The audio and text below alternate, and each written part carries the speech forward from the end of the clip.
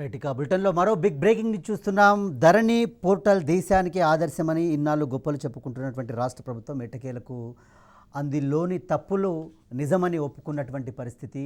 So ఈ అంశంపై ముఖ్యంగా రాజ్ న్యూస్ గత కొన్ని నెలలుగా అంటే ఒక సంవత్సర కాలంగా రాజ్ న్యూస్ ధరణిలో ఉన్నటువంటి లోపాలని ఎత్తి చూపుతున్నటువంటి పరిస్థితి.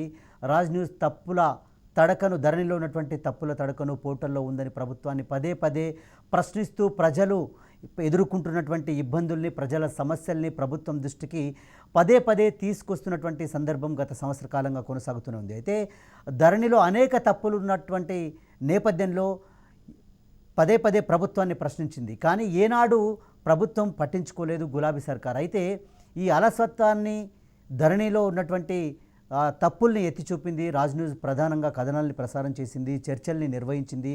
కానీ గులాబీ ప్రభుత్వంలో స్పందన కనిపించలేదు. చివరకు ఎట్టకేలకు గులాబీ ప్రభుత్వంలో చలనం మాత్రం కనిపిస్తుంది. తమ దగ్గర తప్పులున్నాయి, ఇది ప్రపంచానికి ఆదర్శం, ఇలాంటి ధరణి అంటే ఏదైతే రైతులకు చేస్తున్నటువంటి ఇది మేలు ఎక్కడా లేదు ప్రపంచంలో అని గతంలో చెప్పుకున్నటువంటి ముఖ్యమంత్రి గారు కేసీఆర్ ప్రభుత్వం ఈరోజు తప్పులున్నాయి అని చెప్పి ఒప్పుకున్నటువంటి పరిస్థితి ఈరోజు మనకు కనిపిస్తుంది. దాదాపు 17 లోపాలు ఉన్నట్లుగా తెలంగాణ ప్రభుత్వం గుర్తించింది. గతంలో బుకాయించినప్పటికీ ఈరోజు ఒప్పుకున్నటువంటి పరిస్థితి. మరి రైతులకు ఈ తిప్పలు తప్పుతుందా? మరి సర్వే నెంబర్ల మిస్సింగ్ కావచ్చు, నష్టపోయినటువంటి రైతులకు సంబంధించినటువంటి ఇబ్బందులు కావచ్చు, మరి వాటన్నింటినీ ముఖ్యంగా ఈ ప్రొహిబిటెడ్ లిస్టులో ఉన్నటువంటి పట్టా భూములకు సంబంధించి కావచ్చు, చాలా జిల్లాల్లో పోడు భూములకు సంబంధించిన ఇష్యూ కావచ్చు, లేకపోతే పట్టా భూములు లిస్టులో లేనటువంటి ఇది కావచ్చు, వెంచర్లు, విల్లాలు, జాయింట్ రిజిస్ట్రేషన్లు, ఇలా చాలా అనేక సమస్యలు ఉన్నాయి.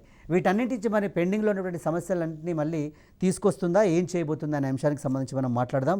సో ఈ అంశాలకు సంబంధించి ముఖ్యంగా ఒక సంవత్సర కాలంగా మనం ఈ అంశాలని చేపడుతూ ఉన్నాం. మా ప్రతినిధి నరేష్ మనకు లైవ్లో అందుబాటులో ఉన్నారు. ఈ అంశానికి సంబంధించి ముఖ్యంగా చాలా చర్చలు చేశారు, చాలా అంశాలని మాట్లాడారు, దాదాపు కొన్ని చర్చలు చేపట్టారు. ఈ చర్చల్లో అనేక సమస్యల్ని ప్రభుత్వం దృష్టికి తీసుకెళ్లే ప్రయత్నం చేశారు. ఎట్టకేలకు స్పందించింది.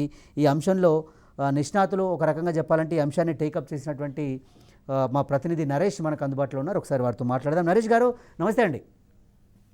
సో నరేష్ గారు ముఖ్యంగా గత సంవత్సర కాలంగా ధరణి పోర్టల్లో ప్రజలు ఎదుర్కొంటున్నటువంటి ఈ రిజిస్ట్రేషన్లకు సంబంధించినటువంటి ఇష్యూస్ కావచ్చు, భూ సమస్యలకు సంబంధించిన ఇష్యూస్ కావచ్చు, చాలా సందర్భాల్లో మనం మాట్లాడుకున్నాం. మీరు అనేక చర్చలు చేపట్టారు. కానీ ప్రభుత్వం ఎట్టకేలో ఒప్పుకుంది ఈరోజు మా దగ్గర తప్పులు ఉన్నాయని చెప్పి. సో ఈ సమస్యలు పరిష్కారం అయ్యే దిశగా నిజంగా ప్రభుత్వం దీన్ని మార్పు చేసుకునే అవకాశం ఉంటుందా? దీన్ని ఎట్లా అర్థం చేసుకోవాలి? ఒక్క సమస్య కాదు, అనేక సమస్యలు, ఒక్కొక్క రోజు ఒక్కొక్క సమస్యను మీరు తీసుకొని చర్చించారు, ప్రభుత్వం దృష్టికి తీసుకెళ్లారు. ఈరోజు ప్రజల పక్షాన రాజ్ న్యూస్ నిలబడింది. ఈరోజు రాజ్ న్యూస్ ఏదైతే తెరపైకి తీసుకొచ్చిందో ఈరోజు ప్రభుత్వం నిజంగా దిగి వచ్చిందని చెప్పాల్సినటువంటి పరిస్థితి. సో ఏం చెప్తారు సార్, ఓవరాల్గా ఎట్లా దీన్ని అర్థం చేసుకోవాలి నరేష్?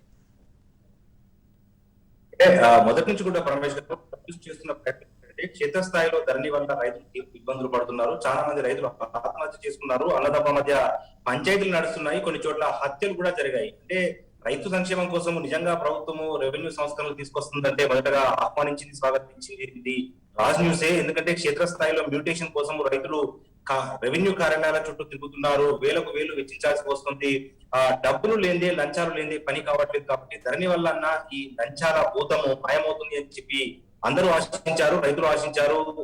అదే సమయంలో రాజేష్ కూడా ఆశించింది. అయితే ఈ ధరణి తీసుకొచ్చిన తర్వాత గతం కంటే అవినీతి భారీ స్థాయిలో పెరిగింది. గతంలో వేలల్లో పనులు అయిపోతే వేల రూపాయల లంచం ఇస్తే క్షేత్రస్థాయిలో పనులు అయిపోయేవి. కానీ ఇప్పుడు లక్షల రూపాయలు ఇచ్చినా కూడా సమస్య పరిష్కారం కావట్లేదు. అదే సమయంలో ఎవరికైతే డబ్బులు అధికంగా ఉంటాయో వాళ్ళు రాత్రికి రాత్రి రైతులకు చెందిన భూములను తమ మీదికి మార్చుకునే ప్రయత్నాలు కూడా చాలా చోట్ల జరిగాయి. ఇదే సమయంలో రైతులు ఏళ్ల తరబడి తరతరాలుగా ఆ భూముల్లో సాగు చేసుకుంటున్నా కూడా ఈ ధరణిలో జరిగిన లోపాల వల్ల ఆ భూములు ఈ రోజు రైతాంగానికి కాకుండా పోయాయి. దాదాపు తెలంగాణ వ్యాప్తంగా 20 లక్షల ఎకరాల భూములను నిషేధిత జాబితాలో ఉంచారు. దాదాపు 70,000 మంది రైతులు తీవ్ర ఇబ్బందులు పడుతున్నారు. వాళ్ళు పిల్లల చదువుల కోసమో, లేకపోతే వాళ్ళ వైద్యం కోసమో, పెళ్లిళ్ల కోసమో, పిల్లల పెళ్లిళ్ల కోసమో, ఇతరత్ర అత్యవసరాల కోసమో ఆ భూములను అమ్ముకోవాలన్నా కూడా అమ్ముకోలేకపోతున్నారు. ఎందుకంటే ప్రభుత్వం చేసిన తొందరపాటు చర్యల వల్ల ఆ దాదాపు 20 లక్షల ఎకరాల భూములు నిషేధిత జాబితాలో ఉండిపోయాయి. దాంతో పాటు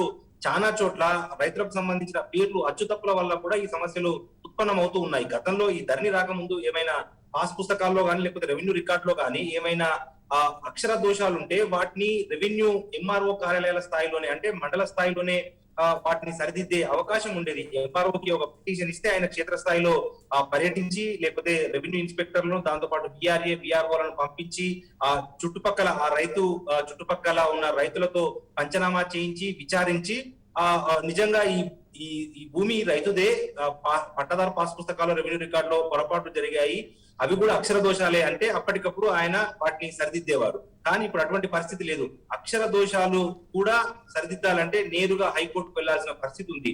తెలంగాణ వ్యాప్తంగా హైకోర్టులో కానీ లేకపోతే ఇతర సివిల్ కోర్టులో దాదాపు ఉన్న అన్ని కేసులు 60% కేసులు భూ తగాదాలకు సంబంధించే ఉన్నాయి.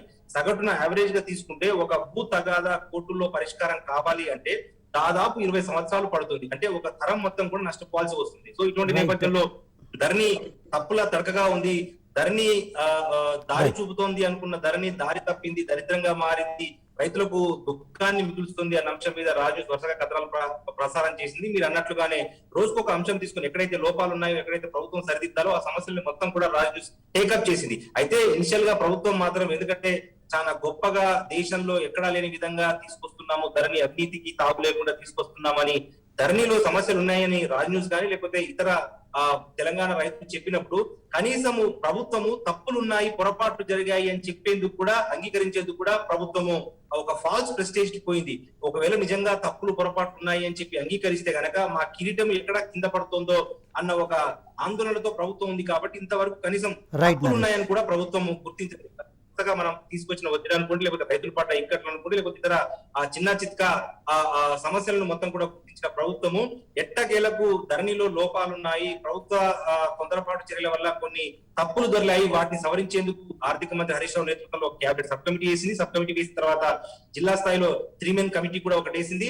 సో వీళ్ళందరి నుంచి క్షేత్రస్థాయి సమాచారం సేకరించిన తర్వాత, వాళ్ళ అభిప్రాయాలను సేకరించిన తర్వాత, కలెక్టర్ల అభిప్రాయాలను మనోగతాన్ని తెలుసుకున్న తర్వాత క్షేత్రస్థాయిలో దాదాపు 17 నుంచి 20 సమస్యలు ఉన్నాయి. అయితే మేజర్గా 17 సమస్యలు క్షేత్రస్థాయిలో ఈ ధరణిలో అమలవుతున్నట్టుగా ప్రభుత్వం గుర్తించింది. ఎట్టకేలకు సమస్యలు పరిష్కారం అవుతాయా లేదా అనేది రెండో స్టేజ్. మొదటి స్టేజ్ లో ప్రభుత్వం తప్పిదాలు నిజంగా ఆహ్వానించిన పరిణామం. ప్రవేశ్ రైట్ నరేష్, మనకు మన్నే నరసింహారెడ్డి గారు జాయిన్ అయ్యారు, ధరణి ఎక్స్పర్ట్. ఒకసారి వారితో కూడా మాట్లాడదాం, వారి అభిప్రాయాలను తెలుసుకునే ప్రయత్నం చేద్దాం. నరసింహారెడ్డి గారు నమస్తే సార్. నరసింహారెడ్డి గారు సార్ వినిపిస్తుందా సార్ మీకు?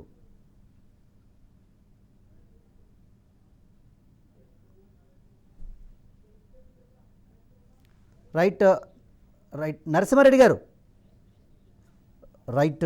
ఓకే, చిన్న టెక్నికల్ ప్రాబ్లం ఉన్నట్టుంది. నరేష్, ఎస్ మీరు అన్నట్టు సో మొత్తం మీద అంటే ప్రభుత్వం గొప్పలు చెప్పుకున్నటువంటి ప్రభుత్వం తన ఫాల్స్ ప్రెస్టేజ్ మీరు అన్నట్టు వెళ్ళిపోయి ఇప్పటివరకు తన తప్పుల్ని ఒప్పుకోలేదు. కానీ ఈరోజు సరే ఎట్టకేలకు మొత్తం మీద గత సంవత్సరం రాజ్ న్యూస్ చేసినటువంటి కృషి ఫలించిందనే భావించాలి, ఫలించిందనే మనం చెప్పుకోవాల్సినటువంటి పరిస్థితి. ఎందుకంటే మనం ఒక్కొక్క సబ్జెక్టు, ఒక్కొక్క ఇష్యూ, ఒక్కొక్క ప్రాంతానికి సంబంధించిన ఇష్యూను తెరపైకి తీసుకొచ్చి రోజు మాట్లాడి, రోజు ప్రజల పక్షాన నిలబడి, ప్రజల కోసం కొట్లాడి ప్రభుత్వాన్ని హెచ్చరించిన నేపథ్యంలో సరే చివరికి సో ఈ ఇష్యూస్ తర్వాత దీన్ని ఏం చేస్తుంది అంటే పరిష్కరిస్తుందా లేదా, ఎట్లాంటి ఈ సమస్యల్ని ఏ విధంగా పరిష్కరిస్తుంది అనేది సెకండరీ.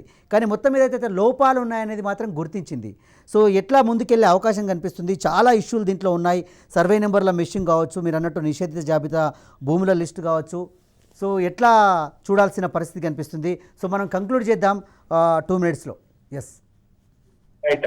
అదే పరమేశ్వర్ గారు ప్రధానంగా ప్రభుత్వం ఇప్పుడు చేయాల్సింది ఏంటంటే తప్పు అంగీకరించింది. ఎట్టకేలకు సంవత్సరం తర్వాత అయినా, కొన్ని రైతుల ప్రాణాలు పోయిన తర్వాత అయినా, విశాల తెలంగాణ వ్యాప్తంగా 60 లక్షల మంది రైతులు ఉన్నారు కాబట్టి వాళ్ళ ప్రయోజనాల దృష్టిలో ధరణిలో లోపాలు ఉన్నాయని చెప్పి ప్రభుత్వం అంగీకరించింది. కానీ హైదరాబాద్ లో ఉండో లేకపోతే ఏదో కొత్త విధానం రూపొందిస్తాము, పాత రెవెన్యూ రికార్డులను ముందటేసుకొని మేము వాటిని కొత్తగా నవీకరిస్తాం అనడం ద్వారా సమస్యలు పరిష్కారం కావు. నిజంగా ధరణితో సమస్యలు పరిష్కారం అయ్యే కంటే ముందే అంటే ధరణికి చట్టబద్ధత కల్పించే సందర్భంగా అసెంబ్లీలో చర్చ జరిగింది. అక్టోబర్ 10న ఈ లాస్ట్ సంవత్సరం అక్టోబర్ 10న అంటే దాదాపు సంవత్సరం క్రితము దీనికి ధరణి చట్టబద్ధత కల్పించే సందర్భంగా మేధావులు, విపక్షాలు కూడా ప్రభుత్వానికి ఒక హెచ్చరిక జారీ చేశాయి. మీరు పులి మీద స్వారీ చేస్తున్నారు కాబట్టి ధరణి అమలు చేసే ముందు మొదటగా మీరు క్షేత్రస్థాయిలో జమాబందీ చేయండి. గ్రామాల వారికి గతంలో ఒక విధానం ఉండేది, రైతులకు సంబంధించిన భూములు అమ్మకాలు కొనుగోలు జరిగిన తర్వాత ప్రతి సంవత్సరం ఏదో ఒక టైంలో గ్రామ పంచాయతీలో రెవెన్యూ రికార్డులను మొత్తం కూడా ముందేసుకొని ఆ ఆ అమ్మకాలు కొనుగోలు జరిగిన రైతులను పిలిపించి మాట్లాడేవారు. గ్రామ పంచాయతీలో ఏ రకంగానైతే ఎన్నికల ముందు మనం ఓటర్ జాబితాను ఏ రకంగానైతే గ్రామ పంచాయతీల్లో అంటిస్తారో అదే రకంగా రైతుల భూముల వివరాలు కూడా అందించేవారు. ఎవరైనా రైతులు నా భూమి ఫలానా రైతు భూమిలో పడింది, లేకపోతే ఆయన విస్తీర్ణం నాడానికి వచ్చింది, ఆ విస్తీర్ణం తగ్గింది పెరిగింది, ఇట్లా ఏమైనా సమస్యలు ఉంటే రైతులు నేరుగా గ్రామ పంచాయతీకి వచ్చి రెవెన్యూ అధికారులను పిలిపించి సమస్యను పరిష్కరించుకునేవారు. ఇది జమాబందీ విధానం. కానీ తెలంగాణ జమాబందీ విధానం అనేది బంద్ అయిపోయిన నేపథ్యంలో తిరిగి ప్రభుత్వం గ్రామ పంచాయతీ స్థాయిలో రెవెన్యూ పంచాయతీ స్థాయిలో జమాబందీని అనే విధానాన్ని తిరిగి అమలు చేస్తే తప్ప ఈ సమస్యలు పరిష్కారం కావు. ఏదో డిజిటల్ రికార్డుల ద్వారా సమస్యలు పరిష్కారం అవుతున్నాయి అనుకుంటే నిజంగా అది అవివేకం అవుతుంది. కాబట్టి క్షేత్రస్థాయిలో వ్యవసాయ శాఖ అధికారులు రెవెన్యూ శాఖ అధికారులను క్షేత్రస్థాయికి తీసుకొచ్చి ఈ జమాబందీ విధానాన్ని ఎక్కడికక్కడ భూములను కొలతలు వేసి రికార్డులను సరిదిద్దే తప్ప ఈ సమస్యలు పరిష్కారం కావు. పరమేష్ గారు right, thank you Naresh. So మొత్తం మీద రాజ్ న్యూస్ ఏదైతే ప్రజల పక్షాన నిలబడి ధరణిలో ఉన్నటువంటి సమస్యల్ని ఎత్తి చూపుతూ ప్రభుత్వాన్ని ప్రతిసారి ప్రశ్నించిన నేపథ్యంలో దాదాపు సంవత్సర కాలంగా ఇష్యూలపై రాజ్ న్యూస్ పోరాటం చేస్తుంది. ఈ పోరాటానికి దిగి వచ్చినటువంటి ప్రభుత్వం ఈరోజు తప్పులను ఒప్పుకుంది. సో ఈ సమస్యల్ని ఏ విధంగా పరిష్కరిస్తుంది? నిజంగా నరేష్ చెప్పినట్టుగా జమాబందీ పద్ధతిలో నిజంగా రెవెన్యూ ఇన్స్పెక్టర్తో పాటు క్షేత్రస్థాయికి ప్రజాక్షేత్రంలోకి వెళ్ళి అక్కడ ఉన్నటువంటి సమస్య ఏంటి అని గుర్తించి నిజంగా సమస్యలను పరిష్కరిస్తుందా, కేవలం తూతూ మంత్రంగా చర్యలు చేపట్టి వదిలేస్తుందా, ఏం చేయబోతుంది, ఎట్లా ఈ సమస్యల్ని పరిష్కరిస్తుంది అనేది మాత్రం సో ప్రభుత్వం ముందు ఒక సవాల్ అయితే ఉన్నటువంటి పరిస్థితి. ఎందుకంటే ఇది లక్షల మందికి సంబంధించినటువంటి వ్యవహారం, లక్షల ఎకరాల భూములకు సంబంధించినటువంటి వ్యవహారం. సో ముఖ్యంగా రైతు అనేవాడు భూమిపై ఆధారపడి పనిచేస్తుంటాడు కాబట్టి ఇది చాలా ప్రభుత్వం ముందున్నటువంటి అతిపెద్ద సవాల్. ఎట్లా చేస్తుందో చూడాల్సిన పరిస్థితి.